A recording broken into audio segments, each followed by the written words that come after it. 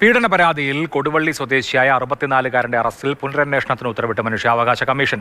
Dental ക്ലിനിക്കിലെ വനിതാ doctor നൽകിയ പീഡന പരാതിയാണ് വീണ്ടും അന്വേഷിക്കാൻ ഉത്തരവിട്ടത്. പരാതി വ്യാജമാണെന്ന് കാട്ടി കുടുംബം മനുഷ്യാവകാശ കമ്മീഷനിൽ പരാതി നൽകിയിരുന്നു. അതവക്കാടുന്ന് കൊടുത്ത പൈസ കുറഞ്ഞു പോകുക എന്തോ ചെയ്തിട്ട് അവർക്ക് ചെറിയ പൈസ കൊടുത്തത്. അവൾ വിചാരിച്ച പൈസ ഒന്നും കൊടുത്തില്ല. അപ്പോൾ അങ്ങനെ ക്ലിനിക്ക് നാട്ടിക്കാനുള്ള അങ്ങനെന്തോ ആണെന്ന് എൻ്റെ അവിടെ 100 കണക്കിന് ആൾക്കാരുണ്ട്, ക്യാമറയുണ്ട്, അതിൻ്റെ അകത്തില്ല എന്നേയുള്ളൂ. അവരാരും ഒരു സാക്ഷിയോ വക്കീലോ ഒന്നും ഒരു ഇതാക്കിയില്ല, ഒരാരും കണ്ടിട്ടുമില്ല. അങ്ങനത്തെ ഒരു സംഭവം അവിടെ നടന്നിട്ടുമില്ല. അപ്പോൾ CIനോടൊന്നും ചോദിക്കുകയോ പറയുകയോ ഒന്നും ചെയ്തിട്ടില്ല. സംഭവത്തെക്കുറിച്ച് ഇയാളിനെ കണ്ടിട്ടുമില്ല.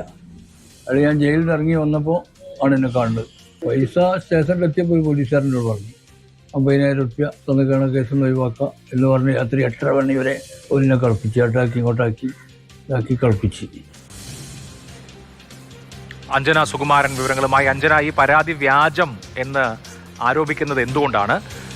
എന്താണ് പോലീസിനെ കുറിച്ചുള്ള ഈ ആരോപണ വിധേയന്റെ പ്രശ്നം? 2024 ജനുവരി 16-നാണ് ഈ കേസിന് ആസ്പദമായ സംഭവം നടക്കുന്നത്. അന്നാണ് ഈ ഓമശ്ശേരിയിലെ ഒരു സ്വകാര്യ ഡെന്റൽ ക്ലിനിക്ക്, അവിടുത്തെ താൽക്കാലിക ജീവനക്കാരിയായ ഒരു വനിതാ ഡോക്ടറാണ് ഓമശ്ശേരി സ്വദേശിയായ മുഹമ്മദ് എന്ന 64-കാരനെതിരെ ഒരു പീഡന പരാതി കൊടുവള്ളി സ്റ്റേഷനിൽ കൊടുക്കുന്നത്.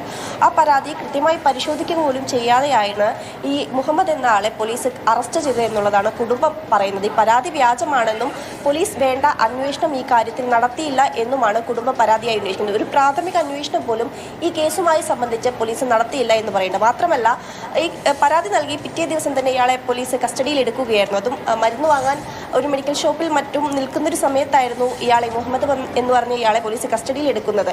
അതിനുശേഷം പോലീസ് സ്റ്റേഷനിൽ എത്തിച്ചതിന് ശേഷം ഈ കേസ് ഒത്തുതീർപ്പാക്കാൻ വേണ്ടി 50,000 രൂപ മുഹമ്മദിൽ നിന്ന് പോലീസ് ആവശ്യപ്പെട്ടതായും അന്നത്തെ CI ആയിരുന്ന പ്രജീഷ് ഇയാളിൽ നിന്നും 50,000 രൂപ കേസ് ഒത്തുതീർപ്പാക്കാൻ വേണ്ടി ആവശ്യപ്പെട്ടതായും ഈ മുഹമ്മദ് പറയുന്നുണ്ട്. അന്ന് പണമൊന്നും ഉണ്ടായിരുന്നില്ല, അതുകൊണ്ട് തന്നെ ഞാൻ കുറ്റമൊന്നും ചെയ്തിട്ടില്ല, അതുകൊണ്ട് ജയിലിൽ പോകാനും ഞാൻ റെഡിയാണ് എന്നുള്ള നിലയിലായിരുന്നു മുഹമ്മദ് പറഞ്ഞത്. പിന്നീട് ഇയാളെ അറസ്റ്റ് ചെയ്ത് കസ്റ്റഡിയിൽ വിട്ട് അയാൾ പിന്നീട് ജാമ്യത്തിൽ ഇറങ്ങുകയായിരുന്നു.